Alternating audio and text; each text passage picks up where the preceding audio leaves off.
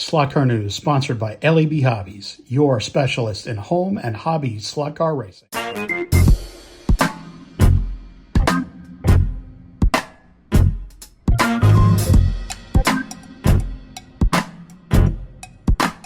everybody, yes, coming to you again from my dining room table. We got a bunch of news to get into. We're just going to jump right in with one of the coolest cars I've seen in a while. Now it's obviously just a new livery on a car, but we have the Callaway test car in 1/32 scale from Scaleauto. This looks absolutely gorgeous. It's obviously just a plain black car, well, with a bit of deco on it, but I mean, it looks amazing. And I am a sucker for test cars, for that kind of car where it's just a basic kind of a plain livery on the thing. Great stuff. Track Scenics coming back at us again with yet another cool sign. And you expect anything else than cool stuff from them? Yeah, exactly. I think the Kyalami sign, 1972, Marlboro, I have a hard time saying that, BRM sign, looks really neat. And as you see here, they put it on a track to kind of show you the serving suggestion, I guess you would call it. The sign looks really, really cool. And as always, you know, this is this kind of scenery, it's not hard to put this stuff together. It just kind of pops apart. You don't even need to really do any finishing with sandpaper, or you don't need a knife to put this thing together or kind of take it apart to get ready to put together. If you want, you can just snap it together. I personally do a little bit of Elmer's glue. It's a simple project, really spruces up your track. And even if you just have a diorama, that would be a really cool thing too to add to that. Next, Revo slot coming at us live with yet more 510s. I was talking with a friend in the business, and we were just marveling at the breadth of cars that Revo slot have come out with in their very short existence. They have an absolutely staggering field of these classic little GT cars, young timers, old timers, whatever the Germans call them. I can never remember that. Feel free to mention that in the comments, by the way. Yeah, and they have 3 more beauties coming. Absolutely stunning cars.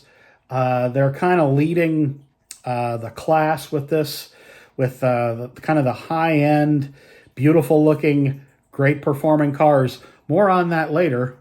There we go. Get my finger out of the way. Hello. Woo. More on that later in my editorial. Next, the Leighton House F1 by NSR. It looks beautiful. It's going to run really well. There's a pair of these cars, as you see here.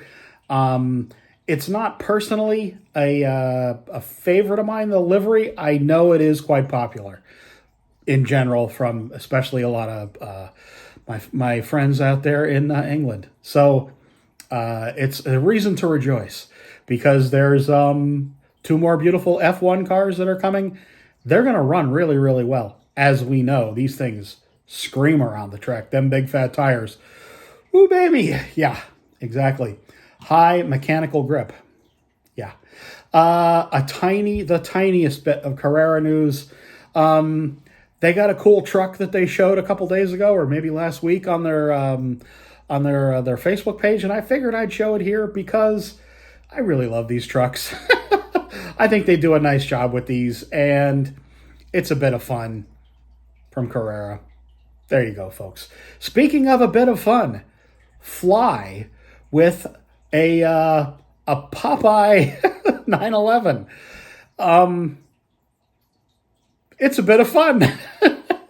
If you're into the Fly 911s, they do run pretty well. They do require quite a bit of lead in the back, or leave the magnet in, of course, because of that actually rear-mounted motor, which is way back there. In any case, it's a beautiful little 911, and it would be a fun addition to any collection. There you go. A little bit of SCX news as well. They're doing an Audi R8, the LMS car that you see here, black and yellow. Really nice looking car. I'm sure it'll handle well. And even with the stock tires, take out that magnet on high grip track like Polycar or Scaleauto. It's a rocking good time, folks. Yes, even with the motor that you all think is still too slow, but really isn't. It's the FR42 in this car. Now that's basically the Scaleauto motor or the Carrera motor, depending on how you look at it, and depending on kind of the rating, or not the rating, but the actual performance of the motor. You're getting about an 18,000 RPM motor in these cars. Yes, I know these cars are a bit hard to find because of essentially no U.S. distribution. Why do I mention them? I don't know. Cool stuff. There you go. Possibly the biggest news of the week, folks, comes from Sideways this week. We haven't heard a lot out of them, but boy, are they coming at us with both barrels this week with the announcement of their, I guess it's a GTE, certainly GT, no, it's a GT3. And they made the point in the post about this of it being a GT3 in their field of GT3 cars. GT3, very popular these days, just saying. A Mustang, forget about it.